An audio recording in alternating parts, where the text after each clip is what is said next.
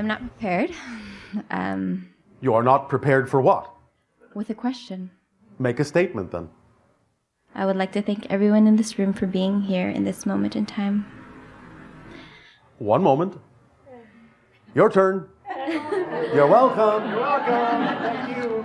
And I believe we had a dialogue earlier stating that I wasn't going to be chosen for a question. And now here you are. Now here I am to keep me on my toes. So thank All right. Are you standing on your toes? you. Yes. All right. And, Is she? All right. I believe that we are all given divine gifts. Of course you are. You're all divine. You are divine gifts. It's not something you are given, it's something you are. Because you're made of divinity. Does that make sense? Thank you. Yes. You're welcome. And I have been doing a lot of inner work. Oh, all right. And Hopefully not too much effort. no, with ease and grace. All right. And Yes. I am unraveling my gifts, and I am a healer. Oh, all right. I've discovered that I'm a healer, and I've discovered, or Congratulations. remembered that I'm a healer, and Congratulations. that I am a channel for universal consciousness. All right. And Then go and do with it what you will. I'm trying. I'm doing my best. I beg your pardon. I'm doing my best. All right. I have 3 small children, so Yes. I'm trying to balance. You mean like this big? 5, 3, and 14 months. Oh, I see. All right. And I am doing my best and trying to. I'm balancing. You're doing your best. I'm doing my best All right. in balancing. Yes. And? I want to be of service to humanity, but I also Well, you want... are by being yourself and doing your best. That's all you need to do. Okay. That's all you can do is your best. If somebody said, I want you to do better than your best, how is that possible? Yes, of course you will always improve. Yes, of course you will change. But at any given moment, if you actually are doing your best, if you are, how can you do better than your best at that moment? That's all you can do. Do your best. In the next moment, if you change, if you know how to do something differently on a different scale, then do your best at that. Of course you will grow. But at any given moment, if you're doing your best, that's the best you can do. And that's all you need to do. That's it. Do you have too many expectations of yourself? Yes. Why overburden yourself like that? I have no idea. Does it make you think that you're more deserving of whatever it is you achieve? No. If you have to suffer for it? No. All right. Then why not lighten your load a bit? As we said earlier, lighten up on yourself a bit. Okay. Yes? Yes. Well, why not? Any reason?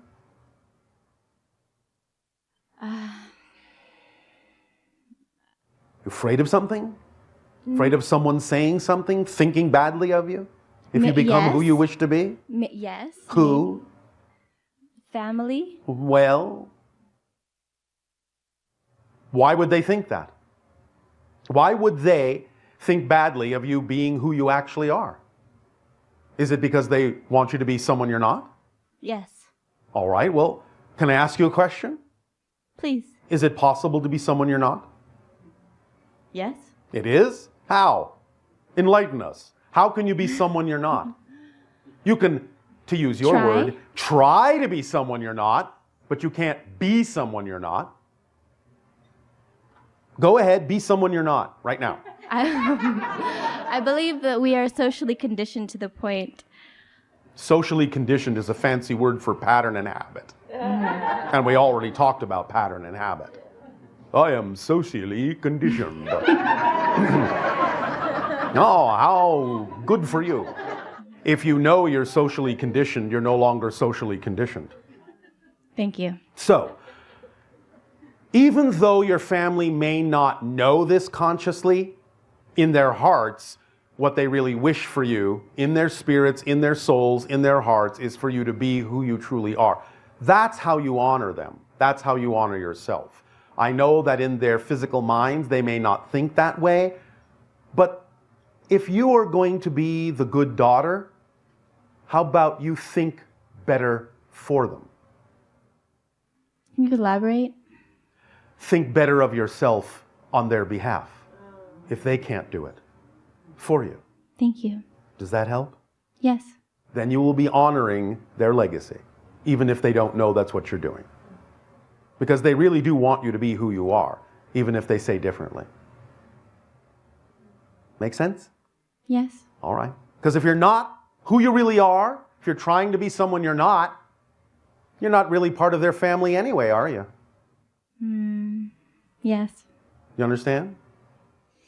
Yes. All right.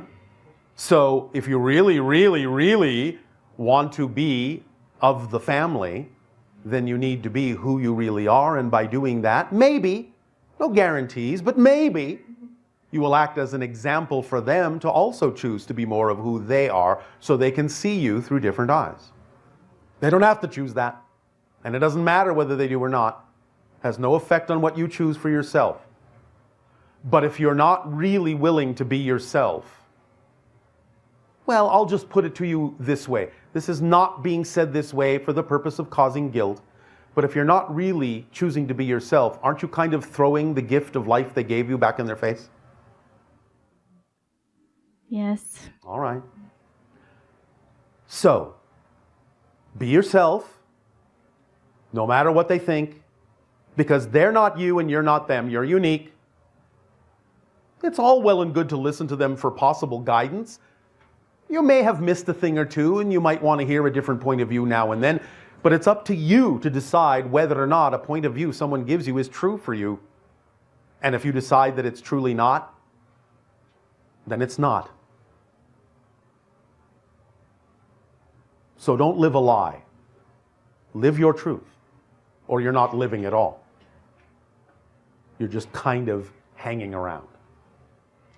There are many people on your planet who are not dead, but they are wandering ghosts.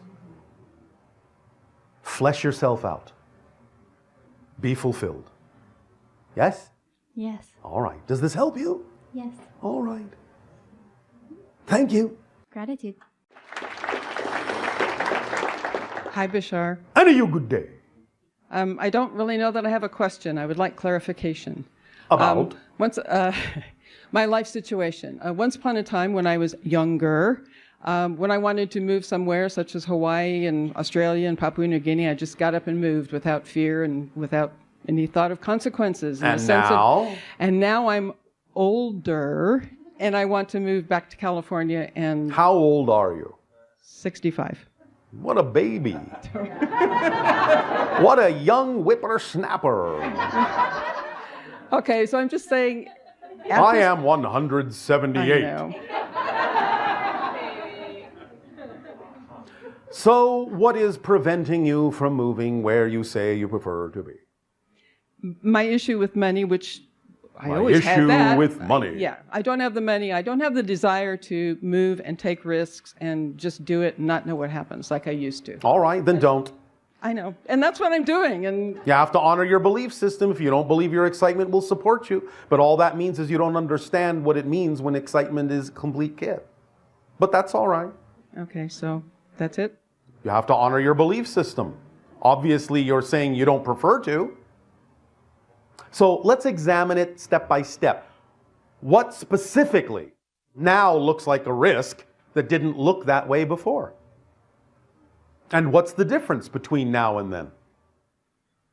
The stories in my head about California is expensive and I can't find a job and can't support myself, and What changed? I didn't think about those things before. That wasn't even an issue. Then why are you thinking about them now? That's a good question. I don't know. Thank you. Oh, I know you do. You have a good answer in there somewhere. What changed? What changed? Oh, I'd like to cop out and say life experience, but All right. Well, it's all right. You can say, well, I picked up some ideas along the way. Okay. They may not necessarily be in alignment with who I prefer to be, but I picked up some ideas. okay, I'll go with that. All right. But if you know that you don't prefer them, why hold on to them? How do they serve you?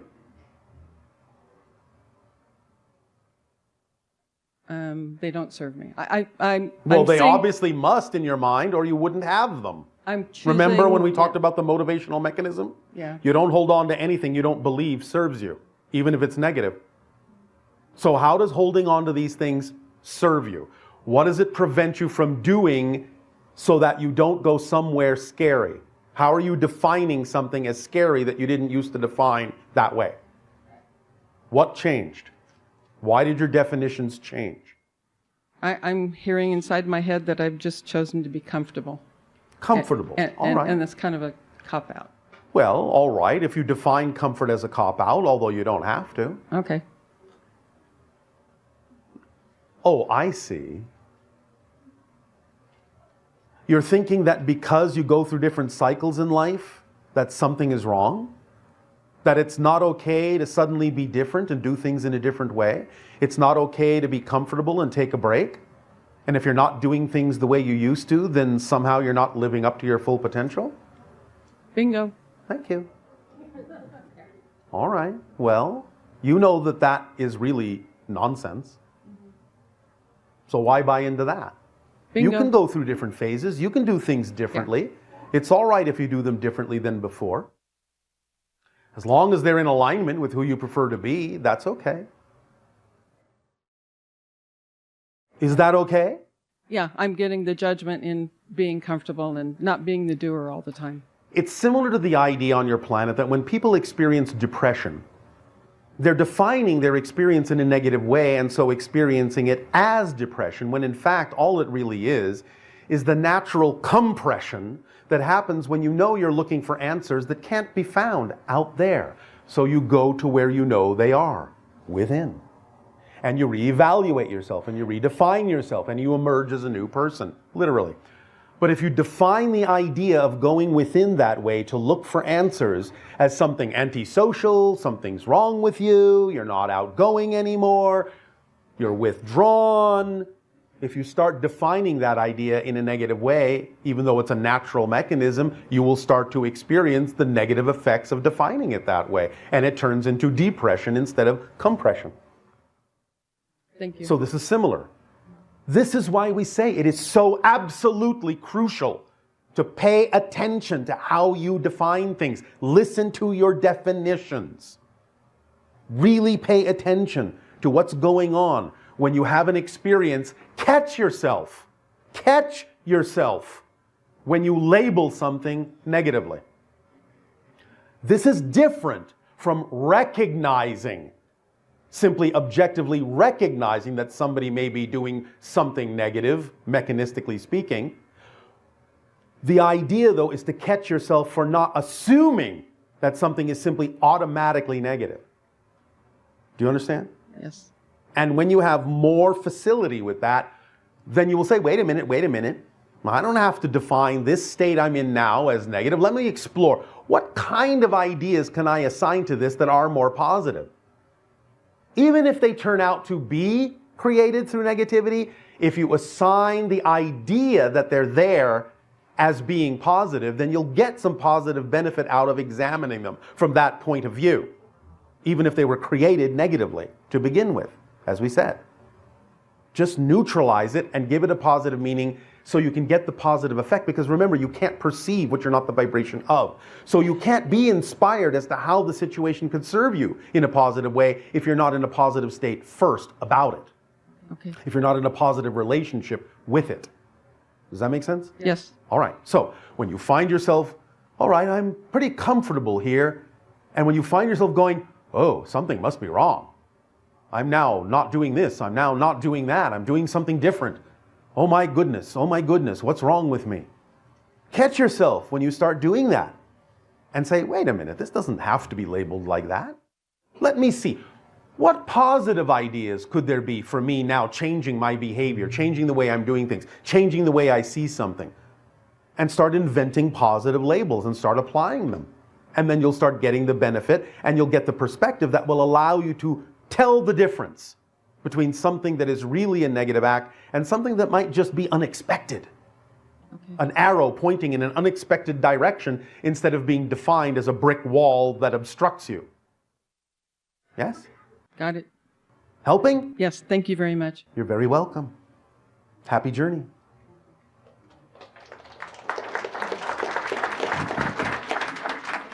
Good day. And good day to you. So a little earlier, a gentleman asked a question about your ships. Yes. How they travel, and I believe you said that part of the equation is identifying a vibration at a particular point that you wish to locate to? Yes, our perception of the idea of location is different from your typical one. Most people on your planet assume that location is where an object exists. We understand location as one of the properties of the object itself. In other words, if you have an object here and you move it to here, that's a different object. Okay. Because now it has a different locational variable in its energy signature. So if you have the object in location A, and it has that particular locational variable as part of its makeup, if you can isolate it and impose upon it the vibration of location B, then it has to stop existing at location A and start taking up residence at location B instantaneously. Okay, great. So thank you. And Yes. so the follow-on question then is that possible within the confines of the natural laws of the Earth plane? Could we do that here in our physical existence? Yes, in fact, you're actually doing it all the time. How so? Well, as we said, you are shifting through parallel realities billions of times per second. Okay. But you're just not looking at it that way. Okay, well let's break it down to a practical level. We're Yes. in Sedona and I want to go to dinner in New York City tonight. Yes. Possible? New York City's right here. Okay. Along with Sedona, along with Hong Kong. Are there specific technologies that need to be developed in order to make that possible, or is it a mind over matter type thing? Well, it's both, because technology is nothing but an extension of your consciousness, isn't it? True. So it's just a matter of what belief system you have and what permission slip you believe you need in order to accomplish something that you're doing with your consciousness anyway. In a sense, it's just a permission slip. So we know that our ships are permission slips. Okay. But the idea is that we maintain them for a variety of reasons, not the least of which is so that we can interact with societies such as yours who need to see ships. Got it. Okay. Understood. Thank you. All right. You're welcome. Hello, Tadeo. Nania. We are going to ask more people to come up and ask questions, but this is a question from one of our Ustream listeners. Yes. And it's, how do I overcome feelings of helplessness in a situation I can't help?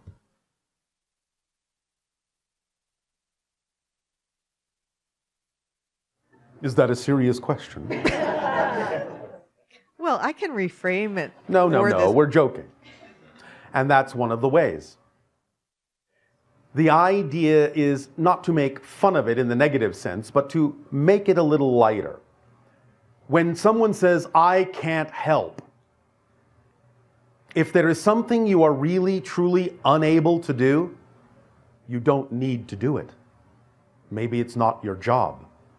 Maybe helping is allowing someone to learn something on their own and just providing a loving, safe space in which to do it. That's helping. It may seem like there is nothing you can do to help, but just providing a space in which someone can go through an experience of feeling helpless might be the best way to help them come to terms with why they feel that way, why they have created that sensation. Does that make sense? Well, I'm also thinking of the idea of, what about like a child that's in a family situation where they feel powerless and helpless, Yes. and they don't know what to do to get out of it, and yet they should be able to apply these principles in the same way that an adult can in some form or fashion. Many children instinctively do. Of course, many children are taught out of instinctively knowing this. And Right. so they have chosen from a higher level to be in a situation where what appears to be certain limitations may be being imposed upon them, primarily for the purpose of ultimately overcoming those limitations, transforming them. So let me give you once again the idea that many of you already know about the butterfly analogy. There was a person who saw a butterfly struggling to break out of its cocoon. And they thought, oh, I'll help. And so they opened the cocoon sooner and let the butterfly out.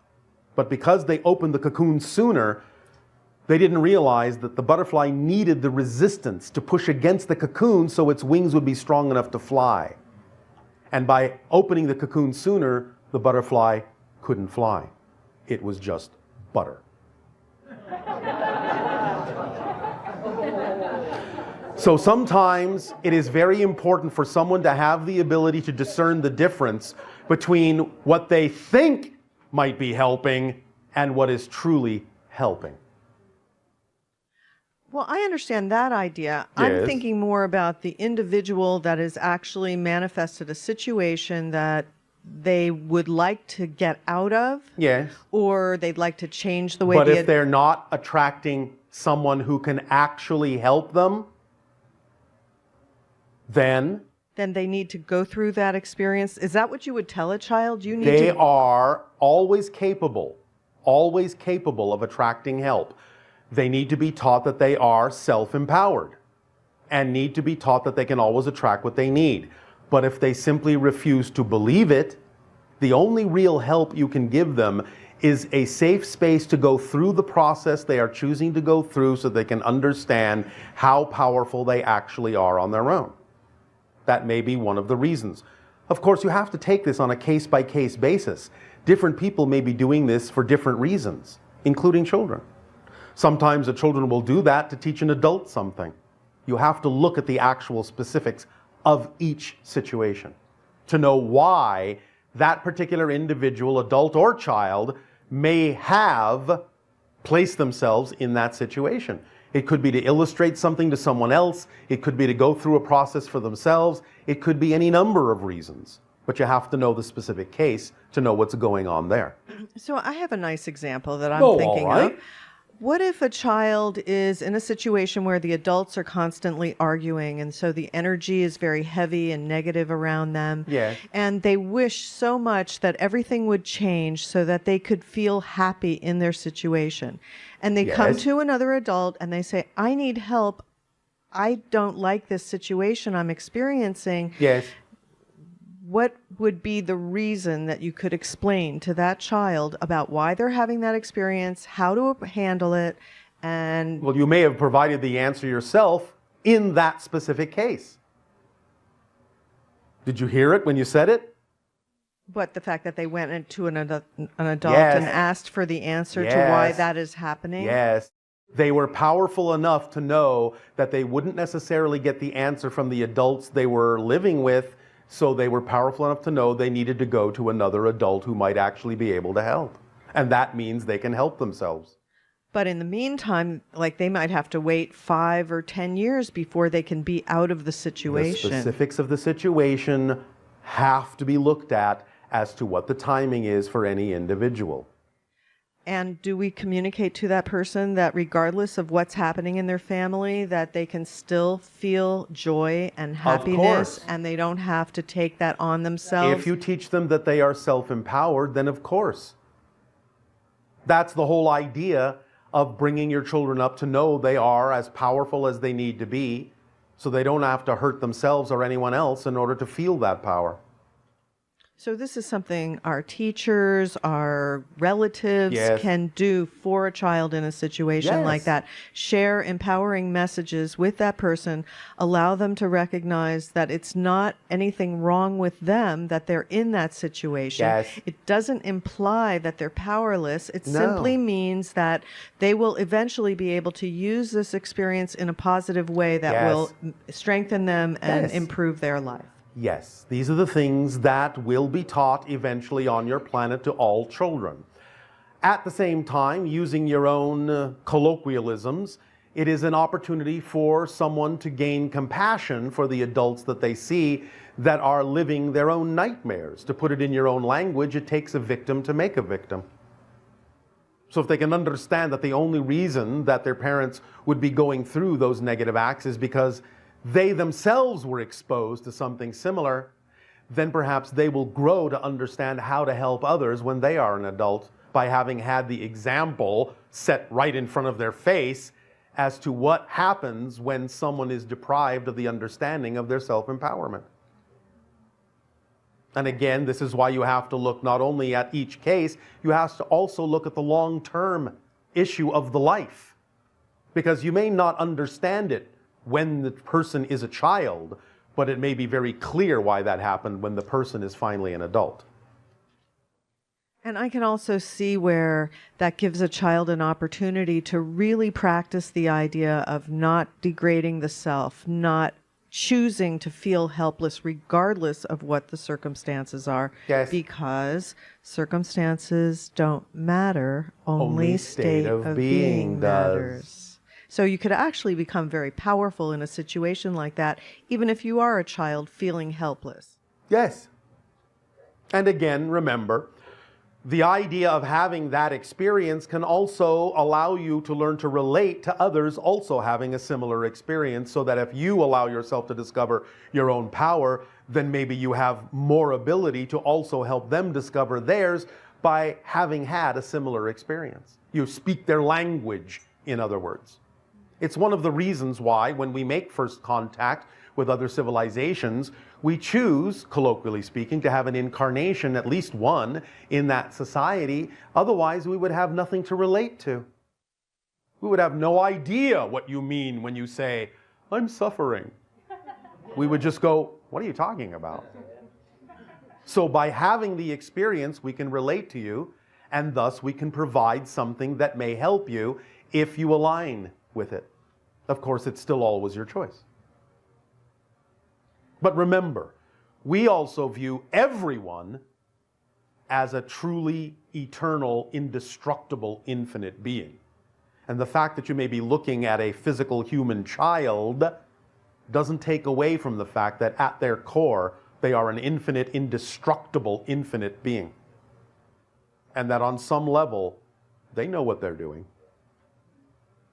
So you can't take that away from them either.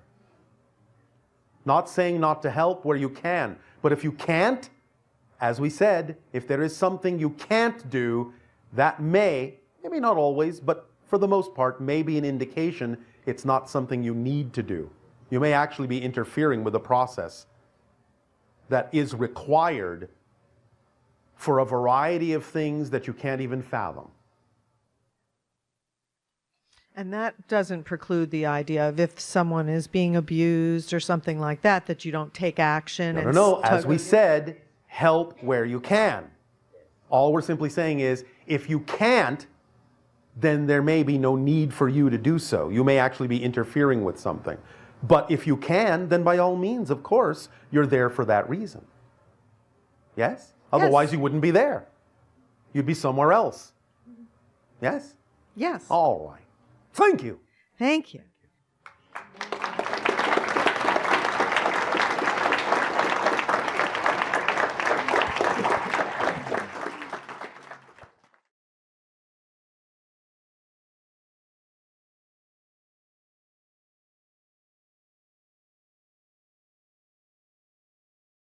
It's excitement. Good day. Good day, Bashar. Thank you for having me. Not physically. You're welcome. Not physically. I have a few questions regarding this planet. Earth. Yes. As we experience a higher consciousness, are the plants, beneficial fungus, bacteria also rising with us? One moment, we are laughing.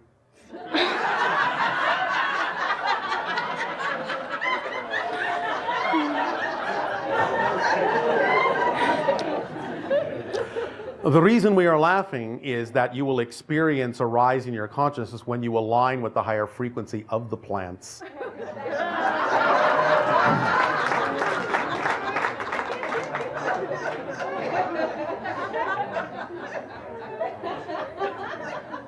You see, they're laughing too. All right. You understand? I do. All right. And so, next question. Yes. Oh, man. Come on, think like a plant. Okay, so one of my highest joys Yes. is not discovering personally, but coming across bioremediation efforts. All right, and? Earth. Are you involved in that? I am. All right, and so that's your excitement, one of them. That is one of my excitements. Thank you. I'd like to see... Yes. You remember what we said about your actions indicate the energies and changes within yourself that shift you to a parallel version of Earth that's more reflective of the change in you? Yes. All right. Does that answer your question? Yes. Thank you.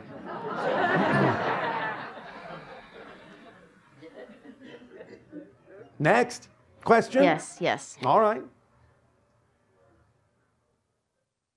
So the structures of pyramids Yes. have the ability to amplify seeds, correct? Yes, some of them. Not all of them, but some of them. Some. If they're designed for that, yes. What if we had pyramids that had the structure was actual crystal, Yes. and we... Well, in a sense, it actually is. Rock. Got it.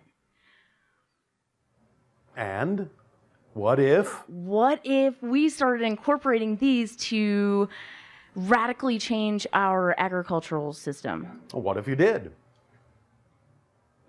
Is that an expression of your excitement? Yes. Are you acting on it? Not yet. Why not? Because it sounds silly.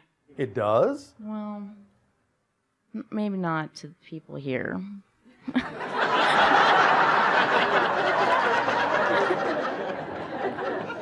That might have been a backhanded compliment.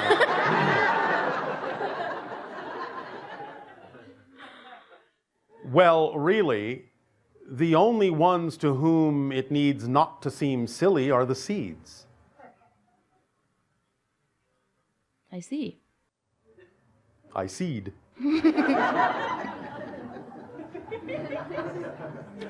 Here's the point. When we talk about the idea of something that excites you, please remember it doesn't mean that the thing that excites you has to come to fruition in the way you imagined it, in the way that it appears. But if it excites you, move in that direction and see where it leads. It might lead to exactly where you think, but it might not. It doesn't really matter, because the point is you'll be moving in the direction of your excitement. And if moving in the direction of your excitement about the seeds needs to come to fruition, then it will. If it doesn't, it will lead somewhere else just as exciting. And you will then be the seed that grows. Yes? Yes. So just act on it to the best of your ability with no assumption as to where it should lead, how it should look, how you're going to get there, when, why, how. These are things the higher mind already knows. Don't burden the physical mind with things and details that simply weigh it down. Just move, experience, live, act, do, be. Then the higher mind will reveal to you exactly what needed to happen, what those actions will do, what the consequences of the choices of acting on your excitement will be. You don't need to know all that before you act. Many times, thinking that you need to know all that before you act prevents you from acting. Then nothing gets done. Exactly. Because if you think about it too much, just about anything is going to seem silly. Yes? Yes. Let me give you an example. We know of a place in the universe where there is this ball floating in space. And these little people are stuck to the surface. Even as it's whipping around at 1,000 miles an hour, they never seem to spin off. They just go about their business, walking around, la-di-da, thinking nothing of it. And this ball swirling through space is spinning around a giant explosion in space, a giant nuclear furnace in space. And that nuclear furnace, along with the ball and other balls, are whipping through thousands and millions and hundreds of millions of other nuclear furnaces, all rotating through this empty void. Boy, does that sound silly. What kind of a reality is that? Who could survive that? Who could live there? That makes no sense at all. And yet, here you are. Stuck to your little ball, whipping around. Going about your daily business, not feeling a thing. How silly is that? Well, when you put it that way. That is exactly our point. When you allow yourself to really design the idea that works for you, there is absolutely no reason to assume that the idea you've created that works for you should work any less than an idea that doesn't align with you. Why assume that all the ideas that don't align with you are supported by creation, but none of the ones that do align with you would be? How silly is that idea? Yes? Very silly. All right. You can be good silly. You can be good crazy. Do you understand? That's okay. Go and be good crazy. And when you are good crazy, you will be crazy good. Yes? Yes. So experiment, play. These are your building blocks. Play with them. See what happens. Yes? What are some silly things that you do on SSANI? I'm doing one right now. Talking to these little people on this swirling ball. Asking all these crazy questions. Hey, look, I'm talking to the... Oh, you're crazy. There's nobody there. Who you talking to? Yourself? Well, yes, and... That's crazy. And yet it's crazy good. Are there lots of people on... Well, there are lots of other... Civilizations? Well, yes. Yes. And are they reaching out to other civilizations as well? Not all. Some. Some have their own path that allows them to remain relatively isolated. Some reach out. There are many different kinds of civilizations out here.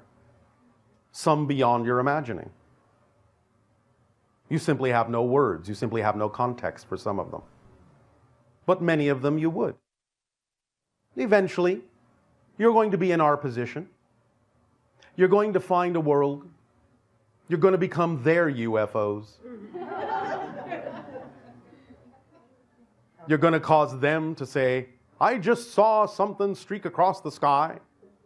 And the others will go, you're crazy. But actually, no, they won't.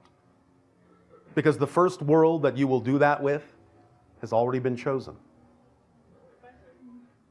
And you will be those, eventually, in your society, in years to come, who will be guiding them to the stars, as we are guiding you. I am a first contact specialist. This is what gives us joy. But we do many things on our world, and there are many things being done on many other worlds. Yes? Yes. Is there something specific you wish to know about that? Are they... So here on this planet, Yes. and from what my Earth brain, human brain is comprehending, we're Yes. trying to reach a higher vibration. You are reaching a higher vibration. We are. If you weren't, we wouldn't be having this conversation. Because we don't do pointless things. So if there was no point in talking to you because you're never going to reach the vibration that is at least somewhat comparable to us, we wouldn't be spending our time doing this. But this is an indication in and of itself that you're expanding. Is it not? Mm-hmm. You do realize you're speaking to an extraterrestrial entity through a biological telephone, yes? Yes. Another crazy thing. Yet you're doing it. The price is right. All right. And the price is that the experience is priceless. Yes? Absolutely. All right. Does this help you? It does. Anything else?